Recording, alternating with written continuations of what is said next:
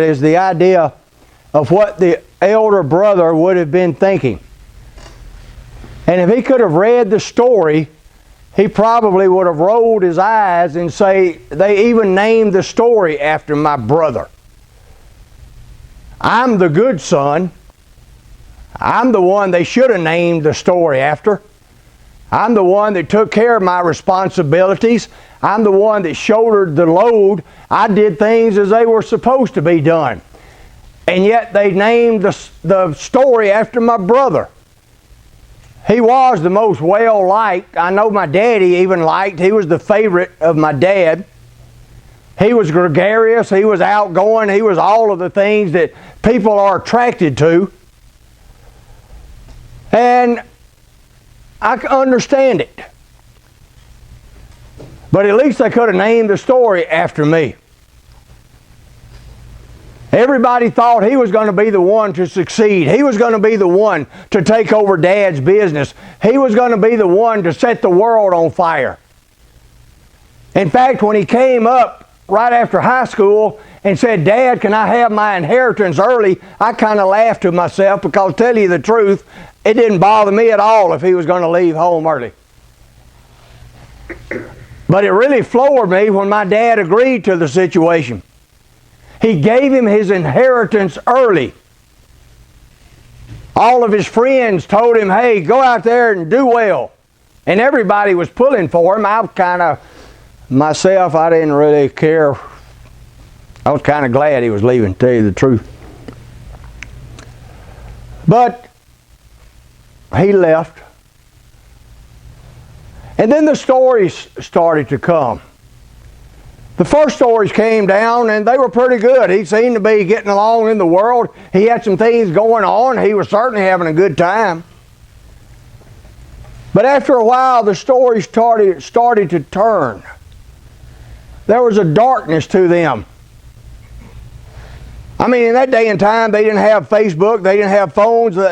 It was just rumors that we heard because the son never came back. And you started hearing stories about him drinking too much and doing drugs and gambling and all sorts of things, running around with wild women, and they took a dark turn. And then the stories became less and less until we heard nothing about the brother. In fact, we really didn't even know if he was still alive.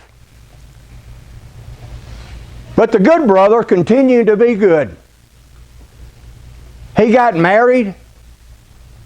He had a couple of kids of his own. He worked his way up. In fact, his dad made him the acting president of his company. He did everything right.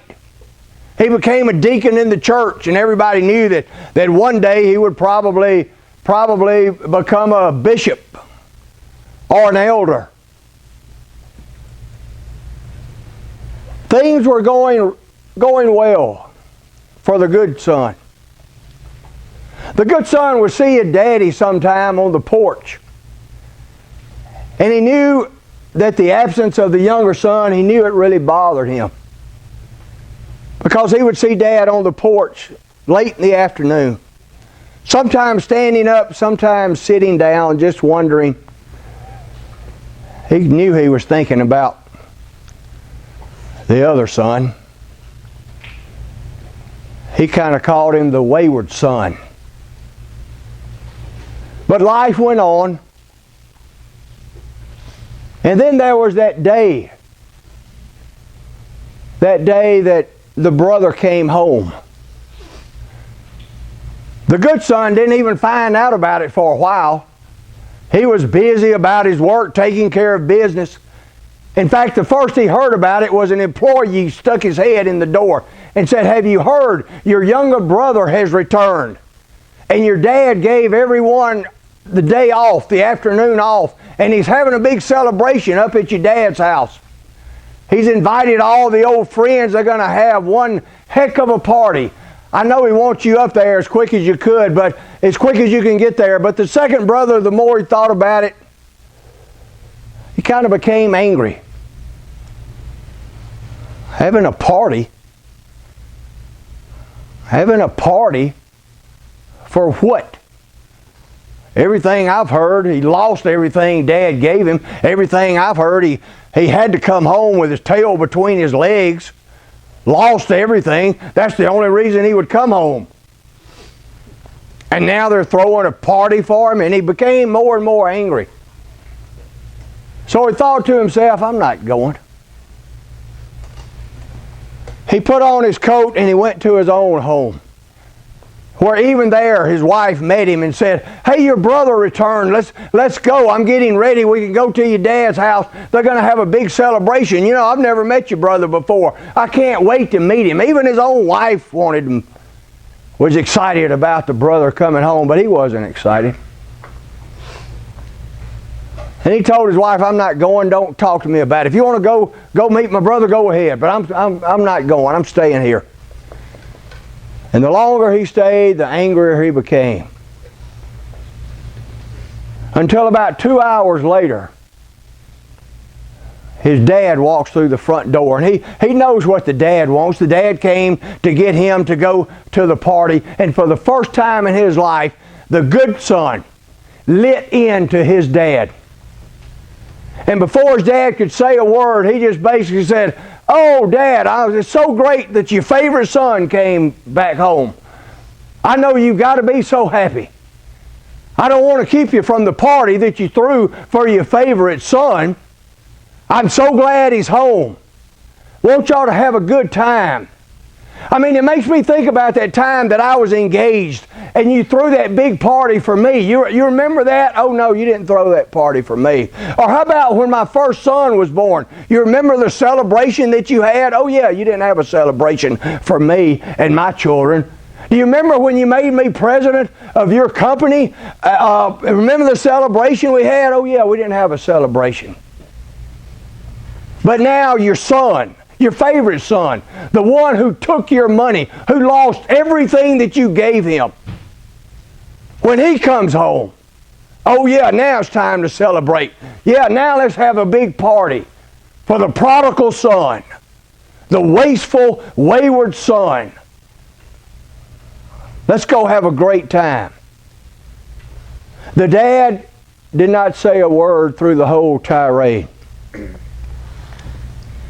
until the good son stopped. At which point the dad said, are you through yet? And the good son said, yeah, I think I'm about through, Dad. I think I'm about through. And the dad said, son, understand this, that everything that I own now is going to you. The fact that your brother has returned takes nothing away from you. It takes nothing away from you and what you have done and what you have accomplished with your life. But it is right and it is proper that we celebrate your brother's return. Because your brother was dead. And now I find out he's alive. Your brother was lost. He was lost to us. And now he is found. And with that, the dad turned and walked out of the house. We don't know how the story ends. It just kind of leaves us hanging. We kind of hope that the good son would listen to his dad and think, yeah, let me get cleaned up and I'll go see my brother. We kind of hope it ends that way, but we don't know. There's a big possibility that what the dad said was just like water off a duck's back, and he turned around still angry and went and sat in his home and did not even go meet the brother. We don't know. But here's what you need to understand about this story. If you are the good child, if you are the good son or the good daughter, and there are many of you in here that are, you take your responsibility serious. You take your duty seriously. You do what needs to be done when it needs to be done to the best of your ability. If you live that kind of life, and if you are that kind of person, there are some things that you need to understand. First and foremost is that when people come in, such as a prodigal son, that does not take anything away from you. And you also need to realize that because you are the good son, that's not why your Father loves you. Why He loves you is not based on your goodness.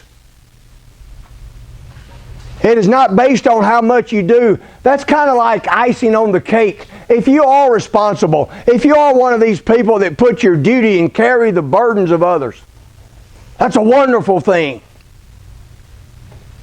But that's not the basis of why God loves you. It is all based on relationship.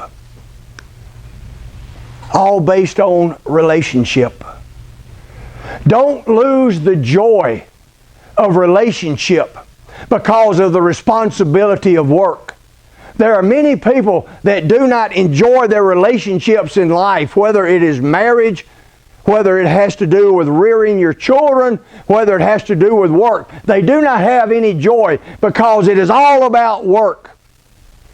In fact, the son said, "I've been like a slave to you." And there are many people that marriage feels like slavery. Rearing children feels like slavery. Going to work feels like being a slave. Don't lose the joy of the relationship you can have with your families and with God because of your responsibilities. The second thing you need to remember is it does not make sense to cut your ties with the father because you have a problem with the brother. I cannot tell you the number of people that do not go to church anymore because they have a problem, not with God, but with this brother over here. They do not read the Bible, they do not pray, they do not do religious things. They have cut their ties with the father because they've had some problem with the brother or the sister over here. And they let their problem with their brother or sister affect their relationship with their father. Don't let your relationship with others, even if they call themselves Christians, don't let that affect your relationship with God. And then understand this. Whoever is saved, whoever God brings alive, whoever is found, takes nothing away from you. It takes nothing away from your relationship with God. And it is always good. It is always proper to rejoice. Twice in this chapter, it says there is rejoicing in heaven over one sinner that repenteth. The angels rejoice in heaven over one person that gets right with God. Because each one of you, at one time, and maybe some of you are now, were lost and then found. You were dead and are now alive. And that is always cause to rejoice.